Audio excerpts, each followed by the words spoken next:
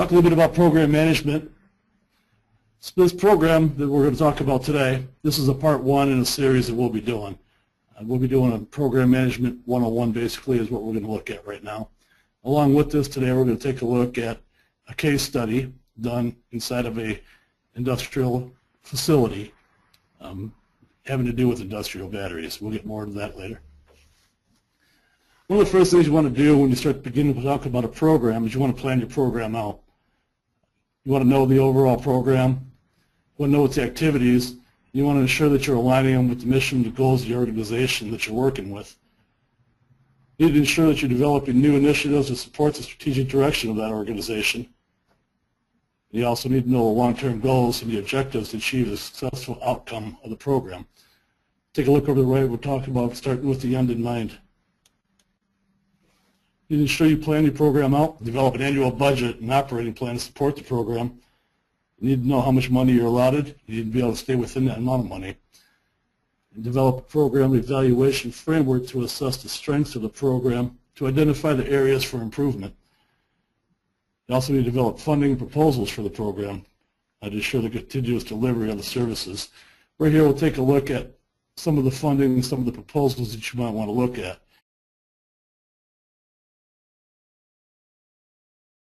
So what we're looking at right here is a battery room for an industrial facility. These batteries are extremely large industrial batteries for units such as fork trucks, electrical fork trucks, scooters, even tuggers inside the facility. Now this may or may not apply to what some of you are currently doing or what you're currently looking at within the program management. However, the concept and the way that we're going to go through this should probably be the same with just about everything that you're going to do. We looked at 3 different options. We actually looked at closer to 8 different options, but for the purposes of this presentation, I only want to show you 3 of the options. The program started with the whole idea we're going to change this battery room around to allow us to put more batteries in there to better service the customer. The batteries would only be able to be utilized per battery about approximately 8 hours a day, and they couldn't be used again for another 16 hours. So it would take 8 hours for them to charge, then 8 more hours for them to cool down before they could put back into the fork truck. So for that purpose, if you're running a 24-hour plant, pretty much goes to say that you're going to need to have almost 3 batteries to 1 unit. Therefore, you're going to need to have a pretty large facility to house all these batteries and keep them charged up. So the way we did this is we kind of took everything that could possibly go into the battery options. We broke it down into separate areas. We looked at the variable costs, we looked at the fixed costs, and we looked at the initial investment. These numbers that we're looking at are in the thousands. So we're walking right down this. We need to look at everything the same. You need to ensure that you're breaking your variable costs down. Those costs are going to happen continuously, but they're going to vary. You need to ensure that you're bringing your fixed costs every time you do one of these projects, no matter what the project is. You need to know what it's going to be every year. You also need to know the initial investment, which many people, CEOs and presidents of companies, they focus on that, which is the reason why you want to bring this across all the way over to the net present value, which should be your final determination on how you're going to do the program.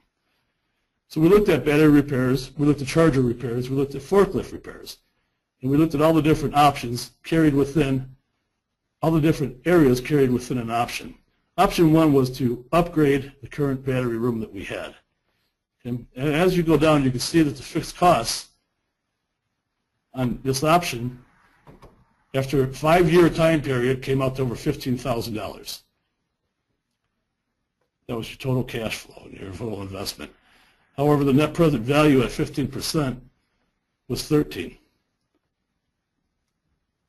Continue to go down. Option 2 was to perform no action. Now I want you to notice that between option 1 and option 2, every field is the same. The dollar figures are different, but the fields are the same. You have to compare apples to apples when you're looking at this.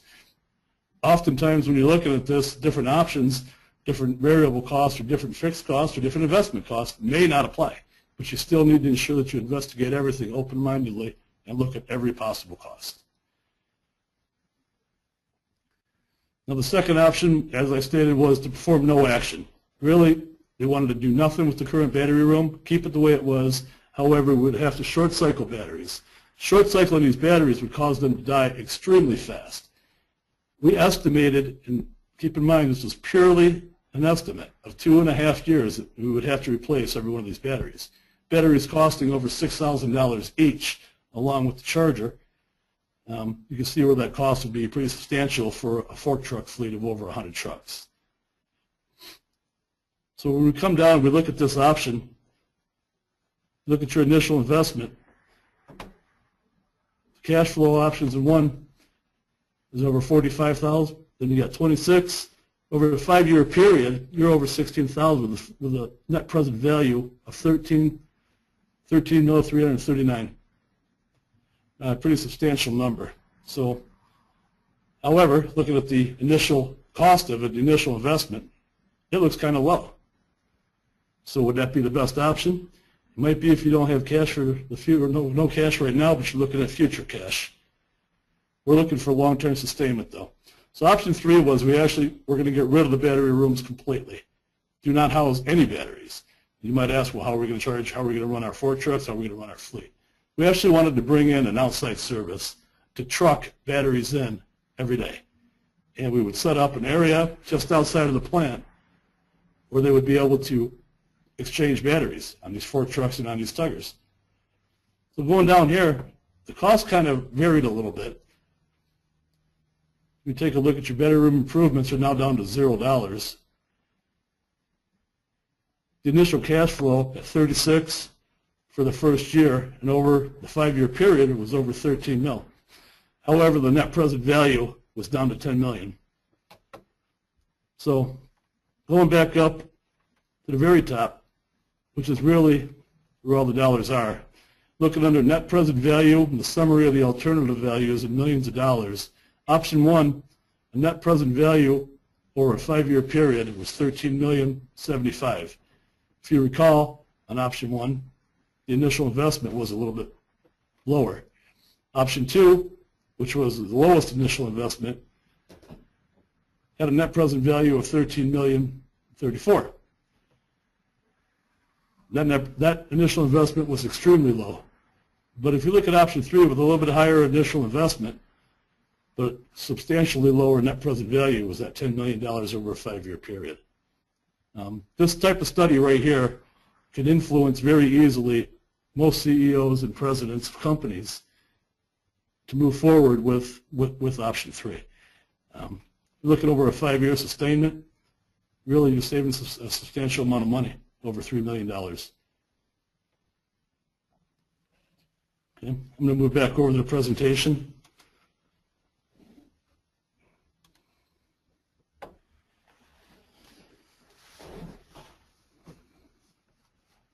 So that's where we would develop the funding proposals for the program and ensure continuous delivery of services. This is the type of service that most companies will be expecting from their program management services. Moving along, when you're running the program, you're getting your program going, you need to organize it properly. You need to ensure that the program activities operate within the policies and procedures of the organization you're working with. Different organizations will have different policies and different procedures. Some of the policies and procedures may not align with your company's policies and procedures, which is where you need to have meetings and talk with the CEOs and decide your best route. You need to ensure that program activities comply with all relevant legislative and professional standards. There is no exception to that.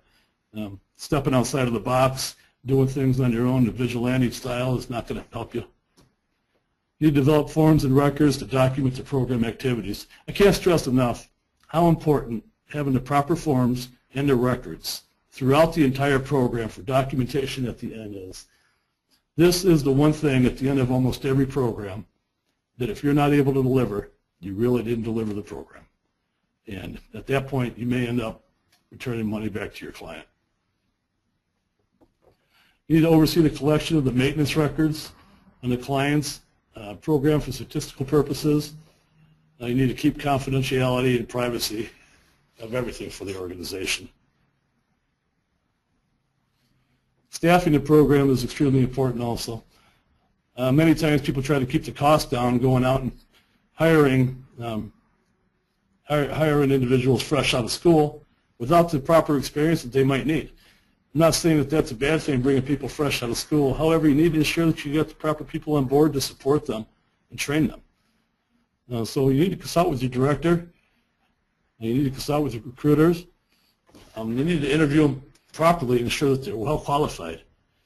You need to implement all the human resource policies and procedures and practices of your organization before you bring in and implement them into their organization. And of course, you got to ensure their golf handicap is in a proper range.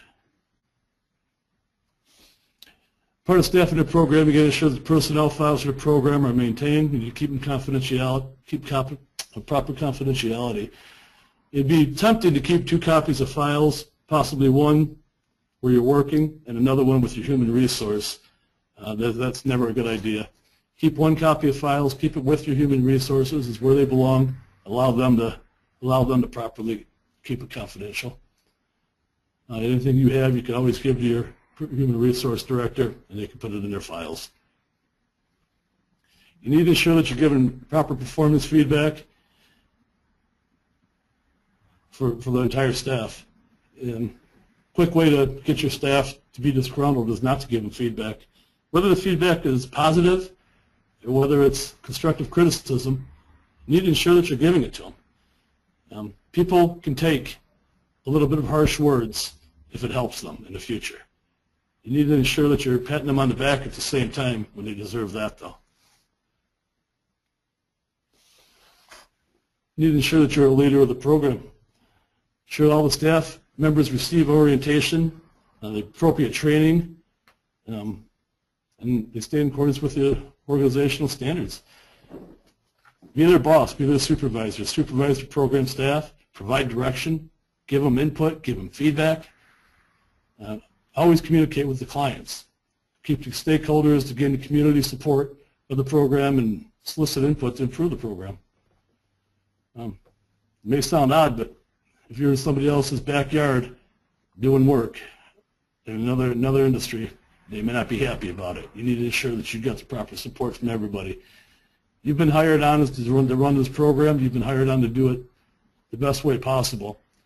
You can't depend on the organization or your client to go out and get that support. That really is up to you. Always remain in control of the program. You need to keep your reports straight. You need to ensure that you're giving them to the funding organizations. You need to communicate with the funders. Not only as outlined in the funding agreements, but they should always know what's happening within you. Be able to provide them with the type of details that we just reviewed in the case study. However, 9 out of 10 times, they probably just want to see the bottom line. You need to make sure that you're operating within your budget. So if your budget is getting small, and you know it's getting small, you need to figure out items that you're able to cut without negatively impacting the program. You need to monitor, approve all the budgeted programs for the expenditures. You're going to have other engineers and other individuals working for you that are going to need to purchase items. You need to ensure that they're purchasing the items within the most economical possible way, still staying with the quality that you're going to need. You can't just go out and buy from Tommy because he's your dad's best friend. You've got to make sure that Tommy is the highest quality at the lowest price. Monitor the cash flow, the projections, report the actual cash flow and variations to the executive director on a regular basis, monthly, even bi-monthly, that being every couple of weeks. It's got money will catch you tight, they'll get you upset quickly, so you need to ensure that they're always up to date on it. Manage the full project, the funds, according to the established accounting policies and procedures of your client. If they don't fall within your client's accounting practices, you're going to have a difficult time going back 6, 8, 10 months and trying to convert everything to their procedures. Ensure that all the money is kept up to date all the time. You don't want to get caught sideways thinking you have enough money to purchase a $500,000 piece of equipment when you only have enough money to purchase $250,000. You need to identify and evaluate all risks associated with the program. the activities and take the appropriate actions to control the risks.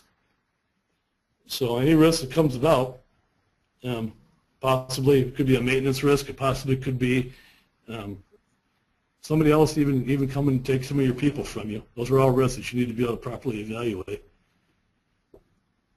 Last but not least, you need to be flexible. Stay open-minded. If you close your mind off to anybody's ideas, if you think that your direction is the only direction, you're not going to have a successful program. That goes for any industry, anywhere you are.